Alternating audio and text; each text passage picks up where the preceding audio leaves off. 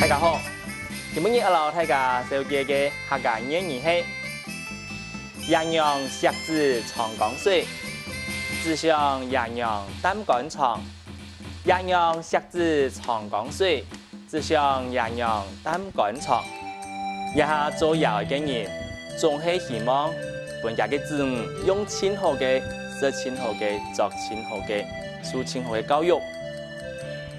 就算花再多嘅時間、再多嘅錢，佢也知道冇要緊。不過，呢度電視當過，也接常看到有啲老人家佢嘅子女睇嘢後電到攞佢木牌，我才來供養佢，這才當難過。故說，在下邊奉勸世間所有做人之義嘅，要顯好自家嘅謠喲。一下你再來念一道。洋洋石子長江水，只想洋洋擔杆長。洋洋石子長江水，只想洋洋擔杆長。希望大家嘅收看，按住些，將來了。